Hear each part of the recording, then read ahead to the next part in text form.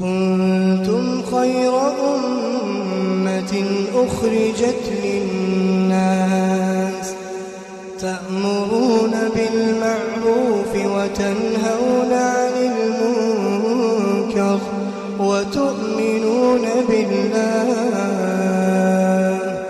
மக்களுடைய பயனுக்காக தோற்றுவிக்கப்பெற்ற நீங்கள் மிகச்சிறந்த கூட்டத்தினராவீர்கள். நீங்கள் நன்மையை ஏவுகின்றீர்கள், தீமையிலிருந்து தடுக்கின்றீர்கள், மேலும் அல்லாஹ்விடம் நம்பிக்கை கொள்கின்றீர்கள். அவுது பில்லாஹி மினஷ் ஷைத்தானிர் ரஜீம். பிஸ்மில்லாஹிர் ரஹ்மானிர் ரஹீம். அன்பார்ந்த இஸ்லாமிய சகோதர சகோதரிகளே, அஸ்ஸலாமு அலைக்கும் வரஹ்மத்துல்லாஹி வபரகாத்துஹு. இன்று உலக அரங்கில் முஸ்லிம்களின் நிலை மிக மோசமாகிக் கொண்டு வருவதை நம்மால் பார்க்க முடிகிறது.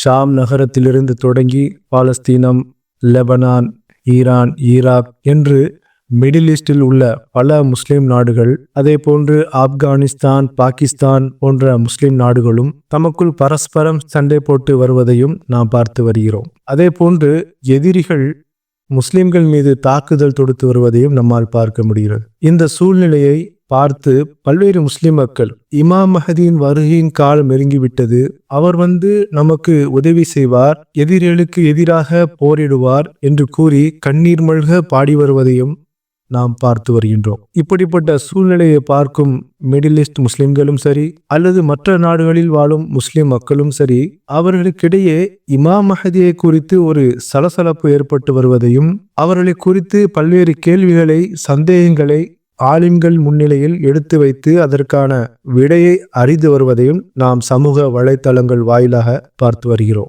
இப்படி நமது சமூகம் பரவலாக பாதிப்பிற்கு உள்ளாகி வருகிறதே என்பதை கருத்தில் கொண்டு இந்த பாமர முஸ்லிம்கள் ஆலிம்கள் மத்தியில் கேள்வி வைக்கும் போது, அந்த பெயர் தாங்கிய ஆலிம்கள் ஒவ்வொருவரும் தனது சுய அறிவுக்கு என்ன எட்டியதோ அல்லது எட்டுகிறதோ அதனையே பதிலாக வைத்து காலத்தை ஓட்டி வருகின்றனர்.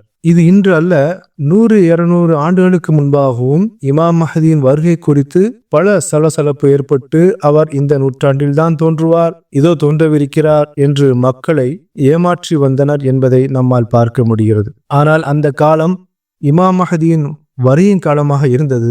அதனை பலரும் பறைசாற்றியும் இருக்கின்றனர். இன்ஷா அல்லாஹ் இது பற்றி நாம் தனியாக ஒரு வீடியோ பதிவிடுவோம். ஆனால் இமாம் மஹதி தோன்றும் காலம் இந்த காலம்தான் என்று கூறிய அதே ஆலிம்கள் உண்மையான இமாம் மஹதி தோன்றிய பிறகு அவர்களே அன்னாரை எதிர்க்க முன் வரிசையில் நின்று செயல்பட்டார்கள் என்பது குறிப்பிடத்தக்கது. அதாவது நான் கூற வரும் கருத்து என்னவென்றால், இன்றும் இதே ஆலிம்கள் தனக்கு தெரிந்த பல அடையாளங்களை முன்வைத்து இந்த அடையாளம் யாருக்கு பூர்த்தி ஆகிறதோ அவரே இமாம் மஹதி என்று கூறுகின்றனர். சிலர் அந்த அடையாளங்களில் பல இட்டுக்கட்டப்பட்டது என்றும், சிலர் இமாம் மஹதி குறித்த செய்திகள் பொய்யானது என்றும், அப்படி ஒருவர் வரவே மாட்டார் என்றும், சிலர் சின்ன அடையாளங்களை பார்த்து நாம் இமாம் மஹதியை அடையாளம் காண முடியாது, மாறாக அதற்கு ஒரு பெரிய அடையாளம் இருக்கிறது, அது நிறைவேறும் போதுதான் மக்கள் அவர்தான் இமாம் மஹதி என்று அறிந்து கொள்வார் என்றும், சில ஆலிம்கள் அவர் வந்தால் முஸ்லிம்களை ஏற்க மாட்டார்கள், காரணம் அவர் வரும் இடமும் அவரை எதிர்ப்பவரும் முஸ்லிம்களே ஆவர், எனவே முஸ்லிம்களுக்கு இமாம் மஹதியின் வருகை ஒரு மாபெரும் சோதனையாக இருக்கும் என்றும்,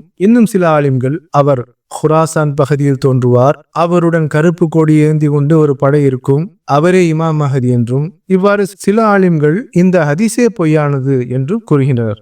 சில ஆலிம்கள் இந்த சப்ஜெக்டை பற்றி பேசுவதே கிடையாது. யார் பேசி இருக்கின்றார்களோ வருகின்றார்களோ அவர்கள் இமாம் மஹதி அலைஹிஸ்ஸலாத்து வஸ்ஸலாம் அவர்களை குறித்த சரியான செய்தியை மக்களுக்கு எடுத்து கூறி வருவதில்லை என்பதை நம்மால் பார்க்க முடிகிறது. தற்போது நான் ஒரு சில ஆலிம்களின் கூற்றுகளை உங்கள் முன் காட்டுகிறேன், அதை கவனம் கூர்ந்து கேட்குமாறு கேட்டுக்கொள்கின்றேன். அதை வச்சுலாம் நம்ம அவ்வளோ சீக்கிரம் உலகத்தில் இருக்கிற எல்லாருமே விளங்கி கொள்கிற விதத்தில் மஹதி அலைஹிஸ்ஸலாம் இந்த சின்ன டீட்டெயிலை வச்சுலாம் கண்டுபிடிக்க முடியாது. அப்போ அதனால் மஹதி அலைஹிஸ்ஸலாம் முன்னாடியே நாம் கணிச்சிக்கவும் முடியும். அவர் நபி அல்ல, இறைவனின் தூதர் அல்ல, இந்த உலகத்தை ஆளக்கூடிய ஒரு ஆட்சியாளர், பெரிய அதிகாரம் நிறைந்த அதிகபட்சமான மக்களுக்கு தலைவராக இருந்து வழிநடத்துகிற ஒரு ஆற்றல் பொருந்திய ஒரு பெரிய ஆட்சியாளராக அவர் இருப்பார். ஃபாத்திமா ரலியல்லாஹு அன்ஹுவுடைய வாரிசுகளில் ஒருத்தராகத்தான் இந்த மஹதிங்கிறவர் வருவார். இந்த ஹுராசான் என்று சொல்லப்படுகிற ஆப்கானிஸ்தான் அந்த நிலப்பரப்பை ஒட்டி தான் அவர் பிறப்பார், அங்கே தான் அவர் பிறந்து வருவார். இது ரசூலுல்லாஹ் செஞ்சிருக்கிற முன்னறிவிப்பு. இமாமாக இருக்கிற மஹதி அலைஹிஸ்ஸலாம், ஈசா அலைஹிஸ்ஸலாம் அவங்க வந்ததை பார்த்த உடனே நீங்கள் போய் தொழுகை நடத்துங்க அப்படின்னு அவருக்கு சொல்லுவாங்க. அப்போ ஈசா நபி சொல்லுவாங்க, இல்லை இல்லை நீங்களே தொழுகை நடத்துங்க. ஏன்னா ஈசா நபி நபியாக வர மாட்டாங்க. அப்போ நீங்களே தொழுவைங்க அப்படின்னு அவங்க சொல்லிடுவாங்க. மஹதி அலைஹிஸ்ஸலாம் தொழுகை நடத்துவாங்க, அவங்களுக்கு பின்னாடி நீ ஈசா நபி தொழுவாங்க. தொழுகை முடிந்ததற்கு பிறகு இந்த போர்க்களத்துக்கு தஜ்ஜாலை அழித்தல், யூதர்களுக்கு எதிராக போரிடுதல்ங்கிற அந்த போர்க்களத்துக்காக வேண்டி ஈசா நபி புறப்பட்டு வெளியில் போய் சண்டைக்கு போயிடுவாங்க என்று ஒரு செய்தி முன்னறிவிப்பை ரசூல் ஸல்லல்லாஹு அலைஹி வஸல்லம் செஞ்சுருக்கிறாங்க. மஹதின்னு ஒருத்தர் வருவார்னு இருக்குல்ல, கியாமத்து நாள்கிட்ட வருவாருங்கிறாங்களா, அப்படி போய் கியாமத்து நாள்கிட்டலாம் வரமாட்டார் மஹதிங்கிறவர். ஏதோ ஒரு காலகட்டத்தில் வரக்கூடிய ஒரு ஆட்சியாளர் 8 வருஷம் ஆட்சி பண்ணுவார்னு இருக்குது. மஹதிக்கும் ஈசா நபிக்கும் எந்த சம்மந்தமும் கிடையாது. மஹதி எப்போ இருப்பாரையானால் அப்போ தஜ்ஜாலுடைய ஆதிக்கத்து இருக்கும்போது மஹதி எப்படி 8 வருஷம் ஆட்சி பண்ணியிருப்பார்? தஜ்ஜால் வருவதற்கும் மஹதிக்கும் சம்பந்தம் கிடையாது. மஹதி வருவார், மஹதின்னு ஒருத்தர் வரப்போகிறார். என்ன மாதிரி வருவார்னு அடுத்து பார்ப்போம். மஹதின்னு ஒருத்தர் வருவார். அவர் வரக்கூடிய நேரத்தில் ஈசா நபி இருக்க முடியுமாண்டா முடியாது. அதே மாதிரி ஈசா நபியுடைய கண்ணியத்தை குலைக்கக்கூடியதாகவும் இல்லை இது. ஈசா நபியை விட யாரோ ஒரு மஹதிங்கிற ஒரு பெரிய அந்தஸ்துக்குலாம் நல்லா கொடுக்க மாட்டான், வழங்குதா? அப்படிப்பட்ட அவருடைய அந்தஸ்து, நபிமாருடைய அந்தஸ்து அடைய முடியாது. அப்போ இந்த இமாமத்து செய்யறலாம் ஒருத்தருடைய தகுதி இருக்குதா? உங்கள் உம்மத்துக்கு அல்லாஹ் கொடுத்த தகுதி, அல்லாஹ் கொடுத்த தகுதின்னா இவர் இறக்காமல் இருந்துருவேனே, நான் அவரை வச்சு கொள்ள சொல்லுவேனே தஜ்ஜாலை. இந்த உம்மத்துக்கு தகுதி என்று சொன்னால் அதில் எப்படி தகுதியை பாதிக்கும்? அதனால அந்த விஷயத்தில் மஹதி வருவார் என்பது அது சரி இல்லை. மஹதி இப்போ இருக்கவனா மாட்டார். அவர் 8 வருஷம் ஆட்சி ஏதோ ஒரு காலத்தில் பண்ணுவார். பண்ணிட்டாரா இல்லையான்னு தெரியலை, இனிமேல் பண்ணுவாரான்னு தெரியலை. மஹதி என்ற பெயர் சஹீஹான ஹதீஸ்களிலே நாம் இருக்கிறதா என்று பார்த்தால் ஆதாரபூர்வமான நபிமொழிகளில் ரொம்ப ஆழமாக ஆய்வு செஞ்சு ஹதீஸில் பார்க்கின்ற பொழுது மஹதி என்ற பெயர் சஹீஹான ஹதீஸ்கள் எதிலுமே கிடையாது. அப்போ எனவே இப்படி ஒரு பெயரே முதல்ல வலுவான நபிமொழிகளில், வலுவான ஆதாரபூர்வமான நபிமொழிகளிலே கிடையாது. யாரையுமே எதிர்பார்த்திருக்கவில்லை. எந்த ஒரு அறிஞரும் நீங்க எதிர்பார்த்திருங்க, மஹதி எதிர்பார்த்திருங்க அப்படின்னு யாருமே சொல்லவில்லை. ரசூல் ஸல்லல்லாஹு அலைஹி வஸல்லம் அவர்கள் கூட எங்களுக்கு சொல்லித் தரவில்லை. எனவே அவருடைய பெயர் என்னுடைய பெயருக்கு ஒத்ததாக இருக்கும் என்று வரக்கூடிய ரிவாயத்து சஹீஹானது. அப்ப என்ன, அவருடைய பெயர் முஹம்மத், பின்னால வருவார் முஹம்மத், அவருடைய பெயர் முஹம்மத். அதாவது என்னுடைய தந்தையுடைய பெயர் அவருடைய தந்தையுடைய பெயருக்கு ஒப்பாக வரும் என்று ஒரு ரிவாயத்து வருது. ஆனால் அந்த துண்டு ஷாத்தானது, பலவீனமானது என்பதையும் சில அறிஞர்கள் சொல்றாங்க, சிலர் பலமானது என்று சொல்றாங்க. அப்ப அதே மாதிரி தான் இப்ப இந்த மஹதி என்பது ஏன் பேசப்படுகிறது என்று சொன்னால், அதாவது கியாமத் நாளுடைய அடையாளங்கள்ல ஒரு அடையாளம். இவர் அடுத்ததாக ஒரு ரசூல் அல்ல, ஒரு நபி அல்ல. அவர் வந்துட்டார் என்றால் மக்கள் ஒன்று சேர்க்கின்ற பொழுது நமக்கு அது தெளிவாக தெரியும். எப்ப வெளியே வருவார், எப்ப அவர் வருவார்னு சொன்னா அது யாருக்குமே தெரியாது. அல்லாஹு ஆலம், அல்லாஹ் அறிந்தவர். இந்த மஹதி சம்பந்தமாக வரக்கூடிய நிறைய செய்திகள்ல அதிகமானது இட்டுக்கட்டப்பட்ட செய்திகள். நிறைய செய்திகள் இட்டுக்கட்டப்பட்ட செய்திகள் பலது இருந்தாலும் நம்ம சுருக்கமாக பார்க்கிற செய்திகள்ல இப்ப நம்ம சொன்ன விஷயங்கள்ல சுருக்கமாக அதுல வருது. அப்ப இதை தாண்டி நிறைய அங்க இப்படி நடக்கும், இவர் இப்படி நடக்கும், அது அப்படின்னு சொல்லக்கூடிய செய்திகள் எல்லாம் போயிட்டே இருக்கணும். நமக்கு என்ன நடக்க போகுது, கியாமத்தினால் வரப்போகுதுன்னா அதுக்கு நம்ம என்ன தயார் செஞ்சு வச்சிருக்கிறோம், என்ன அமல்கள் தயார் செஞ்சு வச்சிருக்கிறோம், அதுல நம்ம கவனம் செலுத்தணும். மஹதி அலைஹிஸ்ஸலாம் அவங்க ஆட்சி செய்யக்கூடிய ஒரு ஆட்சி தலைவராக வருவாங்க என்று, ஆட்சி தலைவராகத்தான் வருவாங்க என்று சொல்லப்படுதே ஒழிய ஆன்மீக அடிப்படையில் வழிகாட்டுவதற்கு வருவாங்கன்னு சொல்லப்படலை. யுவாதிபு இஸ்முஹு இஸ்மி, அவருடைய பெயர் என்னுடைய பெயருக்கு ஒத்ததாக இருக்கும். வஸ்மு அபிஹி இஸ்ம அபி, அவங்களுடைய தந்தையினுடைய பெயரும் என்னுடைய தந்தையினுடைய பெயருக்கு ஒத்ததாக இருக்கும். அப்ப நபி ஸல்லல்லாஹு அலைஹி வஸல்லம் எப்படியெல்லாம் முன்னறிவு பண்றாங்கன்னு பாருங்க. இந்த மஹதி அவர்கள் இந்த பூமியிலே கலீஃபாவாக, இந்த பூமியிலே இஸ்லாமிய ஆட்சியை நடத்தக்கூடிய ஒருவராக வருவார்கள் என்று அல்லாஹ்வுடைய தூதர் ஸல்லல்லாஹு அலைஹி வஸல்லம் கூறிய இந்த அறிவிப்பை யார் இந்த மஹதி என்றால், இவர்கள் முஹம்மது அல்லது அஹ்மத் என்ற 2 பெயர்களில் ஏதாவது ஒரு பெயரிலே வருவார்கள். இவர்கள் அல்லாஹ்வுடைய தூதர் முஹம்மது ரசூலுல்லாஹ் ஸல்லல்லாஹு அலைஹி வஸல்லம் உடைய குடும்பத்தார்களில் ஒருவர். அதிலும் குறிப்பாக ஃபாத்திமா ரலியல்லாஹு அன்ஹா அவர்களுடைய வாரிசுகளில் ஒருவராக வருவார். அதிலும் குறிப்பாக ஹசன் ரலியல்லாஹு அன்ஹு, ஃபாத்திமா ரலியல்லாஹு அன்ஹாவுடைய பிள்ளையான ஹசன் இப்னு அலி ரலியல்லாஹு அன்ஹுமா இவர்களுடைய வாரிசுகளில் தோன்றுவார். இவர் கிழக்கு தேசத்தில் ஏறாத ஒரு தேசத்திலிருந்து உதிப்பார். கிழக்கு தேசத்திலிருந்து இவருடைய தோற்றம் இருக்கும். இவருடைய அடையாளம் என்னவென்றால், இவருடைய நெற்றி பெரியதாக இருக்கும். இவருடைய மூக்கு கூர்மையாக, மிகவும் கூர்மையான ஒரு மூக்குடையவராக இவர் இருப்பார் என்று அல்லாஹ்வுடைய தூதர் முஹம்மது ரசூலுல்லாஹ் ஸல்லல்லாஹு அலைஹி வஸல்லம் சொல்லிவிட்டு சொன்னார்கள், ஃபஇதா ரஅய்துமூஹு, நீங்கள் அவரை சந்தித்தால், நீங்கள் அந்த காலத்திலே வாழ்ந்தவரை பார்த்தால் அவருக்கு நீங்கள் பைஅத் செய்யுங்கள். ஹலீஃபாக்களுக்கு எப்படி உங்களுடைய பைஅத்தை நீங்கள் செய்வீர்களோ அது போன்று இந்த மஹதி அலைஹிஸ்ஸலாத்து வஸ்ஸலாம் வந்து விட்டால் அவர்களுக்கு நீங்கள் பைஅத் செய்யுங்கள். வலவ் ஹப்வன் அலா ஸல்ஜி, பனிக்கட்டிகள் மீது நடந்து செல்ல வேண்டும் என்ற கட்டாயம் வந்தால் அதன் மீது நடந்து சென்றாலும் அந்த பைஅத்தை நீங்கள் தவற விடாதீர்கள். ஃபஇன்னஹு கலீஃபத்துல்லாஹில் மஹ்தி, அவர்தான் அல்லாஹ்வுடைய கலீஃபாவான மஹ்தி என்று அல்லாஹ்வுடைய தூதர் முஹம்மது ரசூலுல்லாஹ் ஸல்லல்லாஹு அலைஹி வஸல்லம் கூறிய இந்த ஹதீஸ் இப்னு மாஜாவிலே பதிவு செய்யப்பட்டிருக்கிறது. ஃபகால ரசூலுல்லாஹி ஸல்லல்லாஹு அலைஹி வஸல்லம் அல் மஹ்தியு மின்னா அஹ்லல் பைத், மஹ்தி அவர்கள் எங்களுடைய அஹ்லுல் பைத்தை சேர்ந்தவர்கள், ரசூலுல்லாஹி ஸல்லல்லாஹு அலைஹி வஸல்லம் உடைய குடும்பத்தார்களை சேர்ந்தவர்கள். கண்ணியத்துக்குரியவர்களே, இந்த மஹ்தி அலைஹிஸ்ஸலாத்து வஸ்ஸலாம் அவர்கள் தொழுகை நடத்தி கொண்டிருக்கும் பொழுதுதான், மக்களுக்கு இமாமாக நின்று தொழுகை நடத்தி கொண்டிருக்கும் பொழுதுதான் அல்லாஹ் ரப்புல் ஆலமீன் ஈசா அலைஹிஸ்ஸலாத்து வஸ்ஸலாம் அவர்களை இறக்குவார். அந்த நேரத்தில் தான் ஃபயன்சிலு ஈசா இப்னு மரியம் ஸல்லல்லாஹு அலைஹி வஸல்லம், அவர் வருவார். வந்தவுடன் ஃபயகூலு அமீருஹும், உங்களுடைய அமீர் சொல்லுவார். அதாவது யார் அமீர்? மஹ்தி அலைஹிஸ்ஸலாம் நம்மை பார்த்து அவர்களை பார்த்து சொல்லுவார், துஆல் ஸல்லி லனா, நீங்கள் வந்து எங்களுக்கு தொழுகை நடத்துங்கள். யாரை பார்த்து சொல்லுகிறார்கள்? ஈசா அலைஹிஸ்ஸலாத்து வஸ்ஸலாமை பார்த்து. அவர்கள் சொல்லுவார்கள், ஃபயகூலு லா இன்ன பக்தகும் வலா பக்தில் உமரா, அல்லாஹ் ரப்புல் ஆலமீன் உங்களை உங்களுக்கு தான் அமீராக ஆக்கக்கூடிய பாக்கியத்தை கொடுத்திருக்கிறானே தவிர அல்லாஹ் எனக்கு அந்த வாய்ப்பை கொடுக்கவில்லை. தக்ரிமத்தல்லாஹி ஹாதிஹில் உம்மா, அல்லாஹ் ரப்புல் ஆலமீன் இந்த கண்ணியத்தை இந்த உம்மத்தில் உள்ளவர்களுக்கு தான் கொடுத்திருக்கிறார். சுப்ஹானல்லாஹ். நபியாக இருந்தாலும் ஈசா அலைஹிஸ்ஸலாத்து வஸ்ஸலாம் அவர்களாக இருந்தாலும் இந்த உம்மத்தை வழிநடத்தக்கூடிய, இந்த உம்மத்திற்கு இமாமாக நின்று தொழுகை நடத்தக்கூடிய பாக்கியத்தை அல்லாஹ் ரப்புல் ஆலமீன் கொடுக்கவில்லை. கண்ணியத்துக்குரியவர்களே, இந்த மஹதி அலைஹிஸ்ஸலாத்து வஸ்ஸலாம் அவர்கள் தோன்றுவார்கள், இஸ்லாமிய ஆட்சி செய்வார்கள், இவர்களுக்கு ஒட்டுமொத்த முஸ்லிம்களும் பைஅத் செய்வார்கள். இதுதான் ஸஹீஹான அறிவிப்பாக மஹதி அலைஹிஸ்ஸலாத்து வஸ்ஸலாம் இமாம் மஹதி அவர்களை பற்றி வந்த அறிவிப்புகள். இதற்கு மேலாக பல அறிவிப்புகள் வருகிறது. அது பலகீனமான அறிவிப்புகளாகவும் அல்லது தரம் குறைந்த அறிவிப்பாக இருப்பதாகவும் நாம் அதை விடுகிறோம். உங்களோட வீட்டுக்கு முன்னால மஹதி போனாலும் பையத்து செய்து விட வேண்டாம். ஏன்? எங்களுக்கு ஒரு மார்க்கம் இருக்குது. மார்க்கம் ஒரு ஆளுக்கு பையத்து செய்யறதா இப்படி செய்யணும்னு மார்க்கம் என்ன செஞ்சுக்குது சொல்லி இருக்கிறது. அந்த அடிப்படையில் மஹதி வந்தால் தான் பையத். அந்த அடிப்படையில் மஹதி வந்தால்தான் பையத்தை ஒழிய முன்னால் போனார்னா அவர் சாதாரண மஹதி தான். அவர் சாதாரண மஹதி தான். இஸ்லாமிய ஆட்சியில் பையத்துக்கு ஒரு வழிமுறை இருக்குது. அந்த இடத்துக்கு மஹதி வந்தாருன்னா என்னது? பையத். இல்லைன்னா நபீர் அந்தஸ்துக்கு யாரும் என்ன செய்ய மாட்டாங்க, வரமாட்டாங்க. வீட்டுக்கு முன்னுக்கால நபி போனால் நபி என்று ஏற்றுக்கலன்னு. ஏன்னா நபிக்குரிய அந்தஸ்து வந்து அதல்ல. அவர் எங்கே இருந்தாலும் என்னது? நபி தான். யாரை ஏற்றுக்கொள்ளாட்டி நபி தான். ஆனால் மஹதிக்கு அது இல்லை. மஹதிக்கு அது இல்லை. மஹதி அலைஹிஸ்ஸலாம் அவர்கள் வார அந்த நேரம் இருக்குதானே, எப்படி நம்ம நினைக்கணும்? ஒருவர் இஸ்லாமிய ஆட்சியாளராக செலக்ட் பண்ணப்படுறதுக்கு இஸ்லாம் சொல்லக்கூடிய வழிமுறை அடிப்படையில் அவர் செலக்ட் பண்ணப்பட்டால் மஹதி. எனவே மஹதி வார நேரத்தில் அல்லாஹு தாலா அதோட தான் அனுப்புவான்.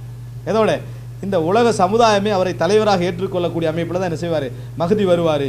இன்னொரு சிலர் மஹதியே இல்லை, மஹதியே இல்லை, அதெல்லாம் வந்து என்னது? மஹதி தான் ஈசா அலைஹிஸ்ஸலாம், மஹதி தான் ஈசா அலைஹிஸ்ஸலாம், ஈசா அலைஹிஸ்ஸலாம் மரணித்து விட்டார், இது காதியானியுடைய கொள்கை. அல்லது மஹதி தான் ஈசா, ஈசா தான் மஹதி, எனவே ஈசா வந்து அது மஹதி தான் அப்படி என்று சொல்கிற ஒரு கொள்கை. இதெல்லாம் வழிகட்ட தவறான கொள்கைகள். மஹதி ஃபாத்திமா அலைஹிஸ்ஸலாமுடைய பரம்பரையில் என்ன செய்வார்? அவர் வருவார். இதெல்லாம் ரசூலுல்லாஹி ஸல்லல்லாஹு அலைஹி வஸல்லம் சொன்ன ஆதாரபூர்வமான செய்திகள். அதில் தான் என்ன செய்வாங்க? வருவாங்க என்பதில் சந்தேகமே கிடையாது. மஹதி அலைஹிஸ்ஸலாம் வருவார். ஆனால் மஹதி அலைஹிஸ்ஸலாம் சம்பந்தமாக பலகீனமான பொய்யான செய்திகள் உண்டு, கிடையாது. உதாரணமாக கருப்பு கொடிகள். இந்த கருப்பு கொடி குராசான் பகுதியிலிருந்து வருவாங்க. அவங்க வந்து ராயா தசூத், அவங்க கருப்பு கொடியை சுமந்தவர்களாக இருப்பார்கள். அங்கே தான் மஹதி என்ன செய்வார்? இருப்பார்கள் வரக்கூடிய செய்தியெல்லாம் பலகீனமானது. மஹதி அவர்களுடைய வருகை இருக்குது இல்லையா, அதை வந்து நம்ம ஏற்றுக்கக்கூடிய ஒரு சமுதாயமாக நாம் வந்து இருக்கோமா அப்படிங்கிறது தான் இப்போ நம்ம முன்னாடி இருக்கிற ஒரு கேள்வி. காரணம் என்ன அப்படின்னா, அவர் வரும்போது அவரை ஏற்றுக்கக்கூடிய நிலையில் வந்து நம்ம யாருமே இருக்க மாட்டோம் அப்படிங்கிறது தான் நமக்கு வந்து ஹதீஸ்கள் மூலியமாக தெரிய வருது. அவர் அங்கே வெளிப்பட்ட உடனே குறைஷி சமூகத்தை சேர்ந்தவங்க தலைமை பொறுப்பில் வந்து அவருக்கு எதிராக யுத்தம் செய்வாங்க அப்படின்னு தான் ஹதீஸ்கள்லேயே நம்ம பார்க்கக்கூடிய ஒரு செய்தியாக இருக்குது. ஆக அவங்க வந்து யார்? அப்போ குறைஷி சமுதாயத்தை சேர்ந்தவங்க வந்து யுத்தம் செய்கிறாங்கன்னு சொன்னால் யார்? முஸ்லீம்கள் தான். ஆக அவருடைய வருகைக்கு அப்புறம் முஸ்லீம்கள் அவரை எதிர்ப்பாங்க அப்படிங்கிறது தான் தெரியுது. இது போக நஜத் பகுதியிலேருந்து ஒரு படை வந்து அவர் அழிக்கிறதுக்கு போகும் அப்படின்னு சொன்னால், நஜத் அப்படின்னா ரியாத், சவுதி மன்னர் குடும்பம் ஒரு இராணுவத்தை அனுப்புதுன்னு சொன்னால் அதில் இருக்கிறவங்க பூரா யார்? முஸ்லீம்கள் தான். ஆக அங்கேருந்து எல்லாரையும் அவர் தோற்கடிப்பார் அப்படின்னு நமக்கு சொல்லப்பட்டிருந்தாலும் கூட, ஆனால் கவனித்து பார்த்தா அவருடைய யுத்தங்கள் முழுக்க அந்த மத்திய கிழக்கு, அரேபியா, ஆப்பிரிக்கா இது மாதிரியான இடங்களை சுற்றி தான் வந்துக்கிட்டு இருக்குது. அப்போது இதன் அடிப்படையில் நம்ம பார்க்கும்போது அந்த பகுதியில் இருக்கிறது எல்லாருமே யார் அப்படின்னா முஸ்லீம்களாக தான் இருக்காங்க. அப்போது அவர் கூட அவரை எதிர்த்து சண்டை போடக்கூடிய நிலையில் இருக்கிறது யார் அப்படின்னு பார்த்தா முஸ்லீம்களாக தான் இருக்காங்க. இஸ்லாமிய அரசாங்கத்தை நிலைநாட்டுறாரு அப்படின்னு சொன்னால் அவரும் யுத்தம் செஞ்சு தான் நிலைநாட்டுறாரு. யார் கூட? முஸ்லீம்கள் கூட தான். ஆக அவருடைய வருகையை ஏற்றுக்கக்கூடிய, தாங்கிக்கக்கூடிய ஒரு வலிமை, சக்தி இன்றைக்கி நம்மக்கிட்ட இல்லை. ஏன்னா அவரை பற்றின சரியான புரிதல்கள் நம்மக்கிட்ட இல்லாமல் போச்சு. ஏன்னா அவருடைய வருகை அரசியல் ரீதியான முக்கியத்துவம் கொண்டிருக்கிறதுனால இதை பற்றி பெரிய அளவில் ஆய்வுகள் செஞ்சு நம்மக்கிட்ட சொல்லக்கூடிய தலைவர்கள், அதாவது ஆலிம்கள், உலமாக்கள் நம்மக்கிட்ட இல்லாமல் போயிருக்காங்க. இதில் இன்னொரு முக்கியமாக கவனிக்க வேண்டிய ஒரு விஷயம் என்ன அப்படின்னா, மஹதி அவர்கள் இறை தூதர் அவர்களுடைய குடும்பத்திலிருந்து தான் வருவாங்க அப்படின்னு சொல்லும்போது நம்மளுக்கு எந்த டவுட்டுமே இருக்காது அப்படிங்கிற மாதிரி தான் நம்ம சொல்கிறோம். ஆனால் உண்மை என்ன அப்படின்னா, இறை தூதருடைய குடும்பம் இப்போ எங்கே இருக்குது? இப்போ இந்த ஒரு கேள்வி வருதில்ல. இறை தூதர் குடும்பத்திலேருந்து அவர் வருவார், அதுலேயும் ஃபாத்திமா அவர்களுடைய குடும்பத்திலேருந்து வருவார், அதுலேயும் ஹசன் அவர்களுடைய குடும்பத்திலேருந்து வருவார் அப்படின்னு சொன்னால், அந்த குடும்பத்தை சேர்ந்தவங்க இப்போ எங்கே இருக்காங்க? எங்கே பாதுகாக்கப்பட்டிருக்காங்க? இப்போ தெரியல இல்லையா? இப்போ அவர் அந்த குடும்பத்தில் இருந்தே வர்றார் அப்படின்னு நம்ம எடுத்துக்குவோம். 100% அங்கே இருந்தால் வர்றாருன்னே நம்ம எடுத்துக்குவோம். ஆனால் அந்த குடும்பத்தை சேர்ந்தவங்க தான் அவர் அந்த குடும்பம் தான் இது அப்படின்னு நமக்கு எப்படி தெரியும்? இப்போ இப்படி ஒரு கேள்வி வருது இல்லையா? ஆக அவருடைய வருகை சமுதாயத்தை இன்னும் கடுமையான சோதனையில் தான் ஆழ்த்த போகுதுங்கிறதையும் நம்ம இந்த இடத்துல தவிர்க்க முடியாது. அந்த கூட்டம் மஹதியை மிகச்சரியாக அடையாளம் கண்டு கொள்ளும் அப்படிங்கிறது நம்ம ஹதீஸ் மூலியமாக தெரியுது. காரணம் என்னென்னா, இறை தூதர் சொல்லும் போது அந்த கருப்பு கொடி கொண்டு அந்த கூட்டம் வெளிப்படுற வேலையில் நீங்கள் போய் அவங்க கூட பையத்தை செய்யுங்க.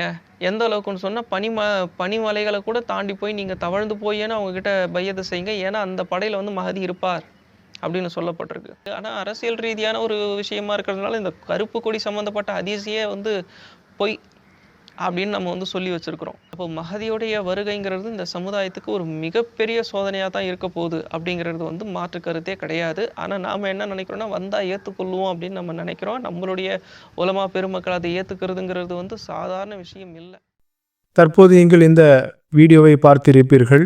எனவே அன்பார்ந்த இஸ்லாமிய சகோதர சகோதரிகளே, இப்படி பல ஆலிம்கள் இமாம் மஹதி அலைஹிஸ்ஸலாத்து வஸ்ஸலாம் அவரின் வருகை குறித்து பல்வேறு கருத்துக்களை பதிவு செய்து வருவதை நாம் பார்க்கிறோம். இந்த ஆலிம்களின் நிலை எவ்வாறு இருக்கிறது என்று சொன்னால், கிறிஸ்துவ பாதிரிமார்கள் ஒரு காலத்தில் இயேசு இதோ வருகிறார், வந்துவிட்டார், இதோ அவர்களின் வருகை மிக சமீபத்திலே இருக்கிறது என்று சொல்லி பார்த்தார்கள். யாரும் வந்தபாடில்லை. இறுதியில் அவர்கள் பலர் இயேசுவின் 2ஆம் வருகையை மறுத்து இனி எந்த இயேசுவும் வரப்போவதில்லை என்று சொல்ல ஆரம்பித்து விட்டனர். இவ்வாறே முஸ்லிம்களின் பெயர் தாங்கிய ஆலிம்களின் பேச்சுக்களும் இருக்கின்றன. ஒரு காலத்தில் இமாம் மஹதி வருகை எதிர்பார்த்தும் இருந்தனர். ஆனால் வரவேண்டியவர் வந்த பிறகு அவர்களை குறித்து அந்த ஆலிம்கள் ஒரு இமாம் மஹதியின் வருகை எவ்வாறு இருக்க வேண்டும், அவர்களின் வருகை எவ்வாறு எதிர்பார்த்து இருந்தார்களோ அந்த எதிர்பார்ப்பு அவர்கள் எதிர்பார்த்தது போன்று அந்த நபர் வராததினால் இனிமேலும் இமாம் மஹதி வரப்போவதில்லை, இவர்களை குறித்த ஹதீஸ்கள் 100% இட்டுக்கட்டப்பட்ட செய்திகளே ஆகும் என்று கூற தொடங்கிவிட்டனர். அதே போன்று ஈசாவும் வானத்திலிருந்து இறங்கி வருவார் என்று கூறி அவர்களின் வருகையை எதிர்பார்த்திருந்து தளர்ந்து போனதுதான் மிச்சம். இறுதியில் அவர்களில் சிலர் ஈசாவின் இரண்டாம் வருகையை மறுத்து அவர் மரணம் அடைந்து விட்டார், அவர்களின் 2ஆம் வருகை குறித்து கூறப்பட்ட ஹதீஸ்கள் பொய்யானது, திருக்குரானுக்கு முரணானது என்று கூற தொடங்கிவிட்டதை நம்மால் பார்க்க முடிகிறது. இதற்கெல்லாம் அடிப்படை காரணம் என்னவென்று சொன்னால், இந்த பெயர் தாங்கிய ஆலிம்கள் பனு இஸ்ரவேலுக்கு மட்டும் வந்த ஈசா இப்னு மரியம் மரணம் அடையவில்லை, இன்று வரை வானத்தில் பூத உடலோடு உயிரோடு இருக்கிறார், அவர் வானத்திலிருந்து இறங்குவார், அப்போது இமாம் மஹதி அலைஹிஸ்ஸலாத்து வஸ்ஸலாம் அவர்கள் இருப்பார்கள், அவர் அந்நாளை தொழுகை நடத்த சொல்லுவார் என்று ஹதீஸை சரியாக புரியாமல் எடுத்து கூறி ஈசாவும் இமாம் மஹதியும் இருவேறு நபர்கள் என்று கூறி மக்களுக்கு தவறான கருத்தை எடுத்து கூறியதன் விளைவுதான் இது என்றுதான் கூறியாக வேண்டும். அன்பார்ந்த சகோதர சகோதரிகளை, நான் இதை ஏன் தற்போது பதிவு செய்கிறேன் என்று சொன்னால், மக்கள் மத்தியில் இன்று இமாம் மஹதியை குறித்து கூறுகின்ற இந்த ஆலிம்களும் இனிவரு காலத்தில் அவர் இனிமேல் வரமாட்டார், நீங்கள் உங்களுடைய செயலை சீர்திருத்திக் கொள்ளுங்கள், அவர் வருகின்றாரோ இல்லையோ, நீங்கள் உங்களை எப்படி தயார் செய்து கொண்டீர்கள் மறுமைக்காக என்று கூற தொடங்கி விடுவர். இன்றைய ஒரு சில மௌலவிகள் கூட சொல்ல ஆரம்பித்து விட்டார். நேற்று வரை 95% இமாம் மஹதி அலைஹிஸ்ஸலாத்து வஸ்ஸலாம் அவர்களை குறித்து ஹதீஸ்கள் பொய்யானது என்று கூறிய அவர்கள் 100% பொய்யானது என்று கூற தொடங்கி விடுவார்கள் என்பதுதான் யதார்த்தமான விஷயமாகும். ஈசா அலைஹிஸ்ஸலாத்து வஸ்ஸலாம் அவரின் வருகை குறித்தும் இவர்களின் இதே நிலைப்பாடுதான் மக்களை இன்று வரை குழப்பத்தில் ஆழ்த்தி இருக்கின்றது. ஏனென்றால் அவர்கள் எதிர்பார்ப்பது போன்று யாரும் வரப்போவதில்லை, வானத்திலிருந்து யாரும் இறங்கி வரப்போவதும் இல்லை. எனவேதான் இஸ்லாமிய வட்டாரத்தில் பலரும் ஈசா அலைஹிஸ்ஸலாத்து வஸ்ஸலாம் அவரின் 2ஆம் வருகையை மறுத்து அவர் மரணமடைந்து விட்டார் என்று கூறி வருகின்றனர். இதே போன்று இமாம் மஹதி அலைஹிஸ்ஸலாத்து வஸ்ஸலாம் அவரின் வருகை குறித்தும் 95% ஹதீஸ்கள் பொய்யானது என்று கூறிய இவர்கள் நாளை அப்படி ஒரு இமாம் மஹதியே வரப்போவதில்லை, அவரை குறித்த செய்திகள் 95% என்ன 100% பொய்யான செய்திகளே என்று கூற தொடங்கி விடுவர். ஆனால் அன்பான இஸ்லாமிய சகோதர சகோதரிகளே, வரவேண்டியவர் இந்த உம்மத்தில் தோன்றி வருடங்கள் கழிந்து விட்டன. நபி ஸல்லல்லாஹு அலைஹி வஸல்லம் அவர்கள் கூறிய அடையாளங்கள் வந்த அந்த இமாம் மஹதி அலைஹிஸ்ஸலாத்து வஸ்ஸலாம் அவர்கள் மீது முழுக்க நிறைவேறியதை நம்மால் பார்க்க முடிகிறது. அவர்களே ஈசாவாகவும் இமாம் மஹதியாகவும் இருக்கின்றார்கள். அவர் யார்? அவர் எங்கு தோன்றினார்? அவருடைய ஜமாத் எது? நபி ஸல்லல்லாஹு அலைஹி வஸல்லம் அவர்கள் இமாம் மஹதிக்கு கூறிய அடையாளங்கள் அவர்களுக்கு பொருந்துகிறதா இல்லையா? மேலும் இமாம் மஹதியும் ஈசாவும் வெவ்வேறானவர்களா அல்லது ஒரே நபரை குறித்து கூறப்பட்ட இரு பண்பு பெயர்களா என்பது குறித்து இன்ஷா அல்லாஹ் நாம் ஒவ்வொன்றாக பார்ப்போம். முதலில் நாம் இமாம் மஹதியை குறித்து இந்த ஆலிம்கள் என்ன புரிந்து வைத்துள்ளார்கள் என்பதை சுருக்கமாக பார்க்கலாம். இந்த ஆலிம்களும் சரி, அவர்களின் பேச்சை வேத வாக்கு என்று எண்ணி கொள்கை கொண்டிருக்கும் பாமர முஸ்லிம்களும் சரி, அவர்கள் இமாம் மஹதியை குறித்து என்ன நம்பிக்கை வைத்திருக்கின்றார்கள் என்று சொன்னால், அந்த இமாம் மஹதி ஃபாத்திமா ரதியல்லாஹு தஆலா அன்ஹா அவர்களின் வம்சாவளியில் வருவார்கள் என்று நம்பியிருக்கின்றார்கள். ஆனால் ஒரு சில ஹதீஸ்களில் வரக்கூடிய இமாம் மஹதி ஹசன் ரதியல்லாஹு தஆலா அன்ஹு அவர்களின் வம்ச வழியிலிருந்து வருவார் என்றும், மற்றொரு அறிவிப்பில் ஹுசைன் ரதியல்லாஹு தஆலா அன்ஹு அவர்களின் வம்சத்திலிருந்தும் அவர்களின் வம்சத்திலிருந்து வருவார் என்றும், இன்னொரு அறிவிப்பில் அப்பாஸ் ரதியல்லாஹு தஆலா அன்ஹு அவர்களின் வம்ச வழியிலிருந்து வருவார் என்றும், இன்னொரு அறிவிப்பில் உமர் ரதியல்லாஹு தஆலா அன்ஹு அவர்களின் வம்ச வழியிலிருந்து வருவார் என்றும், இப்படி பலதரப்பட்ட அறிவிப்புகள் இமாம் மஹதி அலைஹிஸ்ஸலாத்து வஸ்ஸலாம் அவர்களின் வம்சாவளியை பற்றி எடுத்து கூறுகிறது.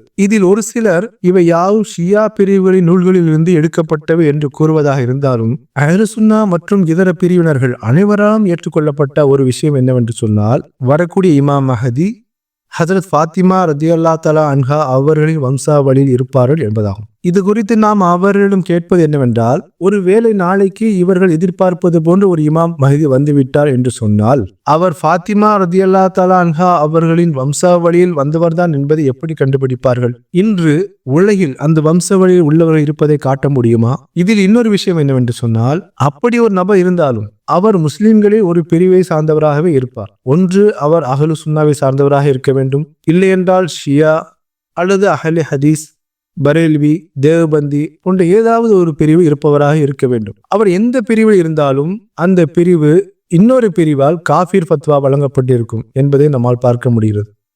அப்படி யாரெல்லாம் அந்த பிரிவுக்கு காஃபிர் ஃபத்வா வழங்கி இருப்பார்களோ அவர்கள் அந்த நபரை ஃபாத்திமா வம்சத்திலிருந்து வந்தவராக இருக்கிறார் என்பதை எப்படி உறுதி செய்வார்? இன்றைய மக்கள் சற்று இது குறித்து சிந்தித்து பார்க்க வேண்டும்.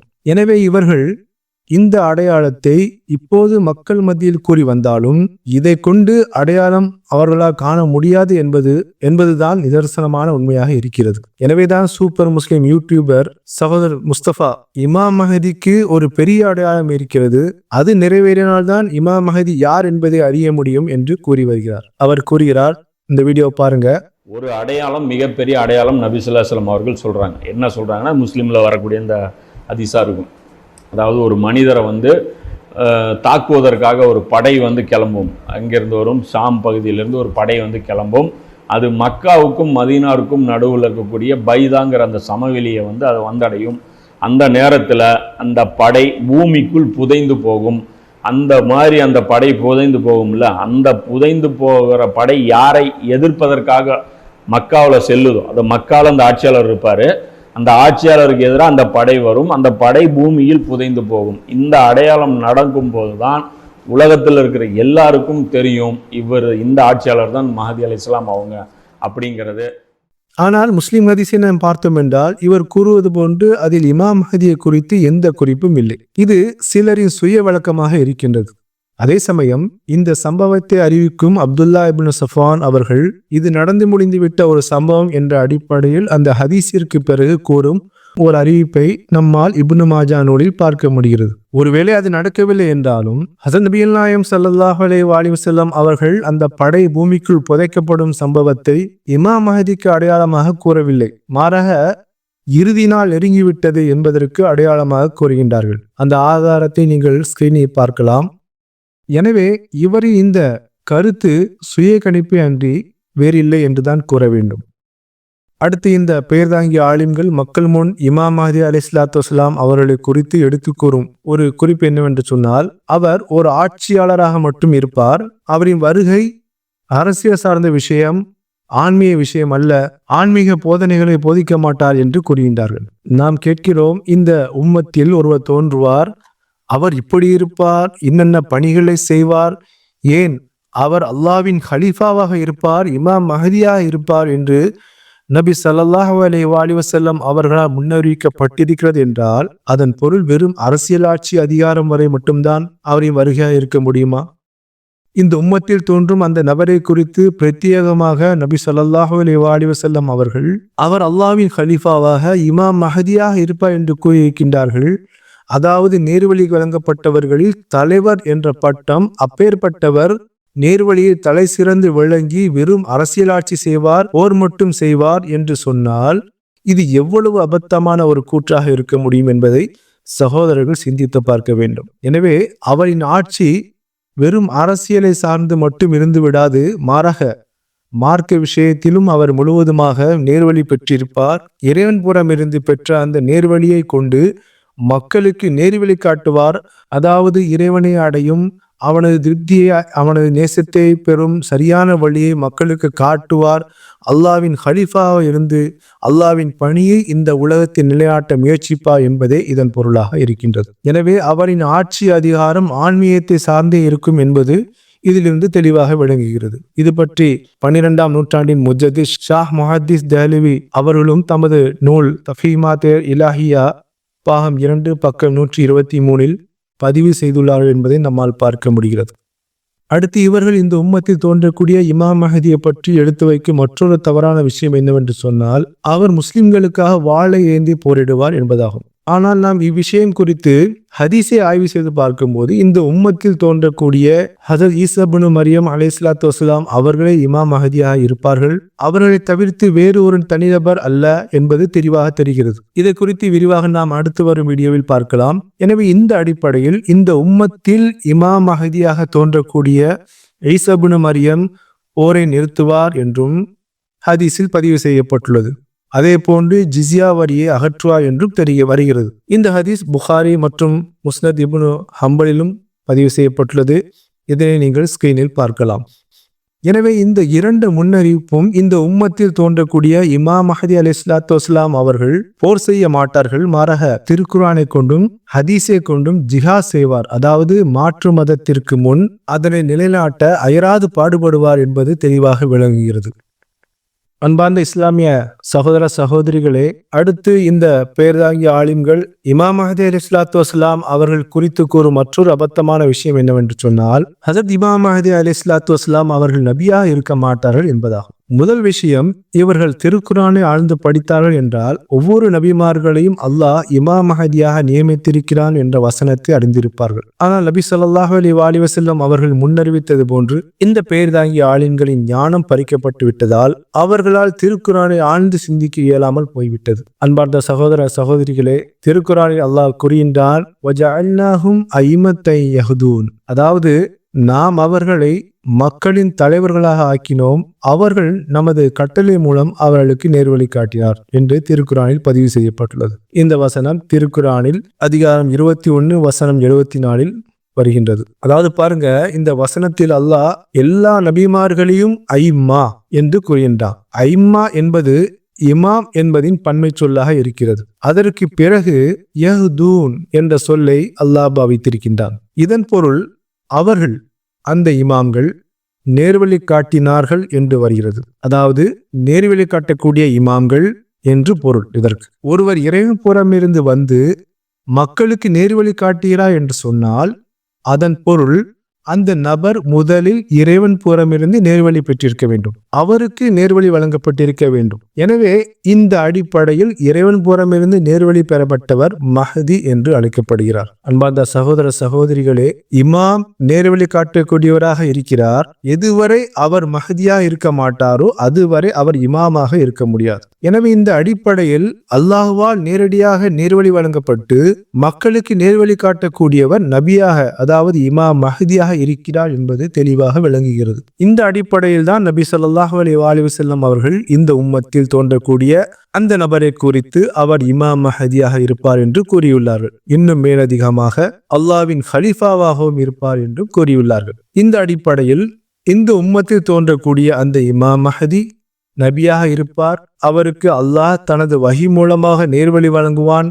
அவர் அதை கொண்டு மக்களை நேர்வழிப்படுத்துவார் என்பது தெளிவாக விளங்குகிறது. அன்பார்ந்த சகோதர சகோதரிகளை, நாம் ஹதீஸை சற்று சிந்தித்து வாசிக்கும் போது கூட நமக்கு தெரிய வருவது என்னவென்றால், ஹதரத் நபி ஸல்லல்லாஹு அலைஹி வஸல்லம் அவர்கள் இந்த உம்மத்தில் தோன்றக்கூடிய இமாம் மஹதியை குறித்து அவர்தான் ஈசா இப்னு மரியம் அலைஹிஸ்ஸலாத்து வஸ்ஸலாம் அவர்களே இமாம் மஹதி அலைஹிஸ்ஸலாத்து வஸ்ஸலாம் அவர்கள் என்று கூறியுள்ளார்கள். இந்த அடிப்படையில் இந்த உம்மத்தில் தோன்றக்கூடிய இமாம் மஹதி ஆகிய ஹஜ்ரத் ஈசா அலைஹிஸ்ஸலாத்து வஸ்ஸலாம் அவர்கள் அல்லாஹ்வின் நபியாக இருப்பார் என்று முஸ்லிம் ஹதீஸில் 4 முறை நபி ஸல்லல்லாஹு அலைஹி வஸல்லம் அவர்கள் முன்னறிவித்துள்ளார்கள் என்பதை நம்மால் பார்க்க முடிகிறது. அடுத்து இப்னு மாஜா ஹதீஸில் கூட இந்த உம்மத்தில் தோன்றக்கூடிய இமாம் மஹதியை குறித்து அவர் அல்லாஹ்வின் கலீஃபாவாக இருப்பார் என்று முன்னறிவித்துள்ளார்கள். திருக்குரானில் ஹஜ்ரத் தாவூத் அலைஹிஸ்ஸலாத்து வஸ்ஸலாம் அவர்களை அல்லாஹ், தாவூதே, நான் உம்மை இப்பூமியில் ஒரு கலீஃபாவாக, அதாவது பிரதிநிதியாக ஆக்கியுள்ளோம் என்று கூறியிருப்பதை நம்மால் பார்க்க முடிகிறது.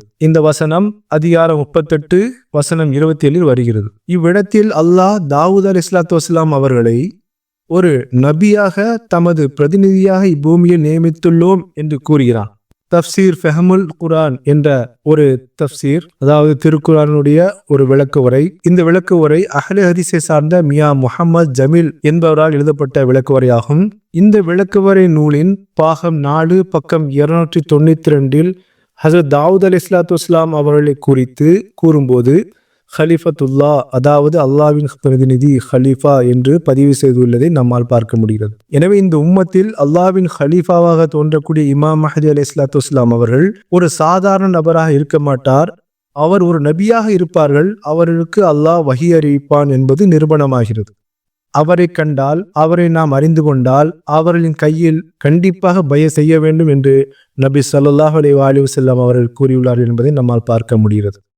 இதே போன்று அன்பார்ந்த இஸ்லாமிய சகோதரிகளே, இன்னும் ஏராளமான விஷயத்தில் இந்த பெயர்தாங்கிய ஆலிம்கள், உலமாக்கள் பாமர மக்களை குழப்பி வைத்துள்ளதை நம்மால் பார்க்க முடியாது. ஒருவர் கூறுகிறார் இமாம் மஹதி அலைஹிஸ்ஸலாத்து வஸ்ஸலாம் ஈசா அலைஹிஸ்ஸலாம் அவர்களுக்கு தொலை வைப்பார் என்று கூறுகிறார். மற்றொருவர் அப்படி கிடையாது, ஈசா தான் இமாமத் செய்வார், அவர்தான் தொலை வைப்பார் என்று கூறுகிறார். அதே போன்று பல உலமாக்கள் ஈசா அலைஹிஸ்ஸலாத்து வஸ்ஸலாம் அவர்கள் வேறு, இமாம் மஹதி அலைஹிஸ்ஸலாத்து வஸ்ஸலாம் அவர்கள் வேறு என்று கூறி வருகின்றார்கள். இந்த உம்மத்துக்கு யார் இமாமத் செய்வார்? ஈசாவும் இமாம் மஹதியும் ஒரே நபரா அல்லது வெவ்வேறானவர்களா என்ற இந்த கேள்விக்கான விடயத்தை இன்ஷா அல்லாஹ் அடுத்து வரக்கூடிய வீடியோவில் நாம் பார்க்கலாம். அஸ்ஸலாமு அலைக்கும் வரஹ்மத்துல்லாஹி வபரகாத்துஹு.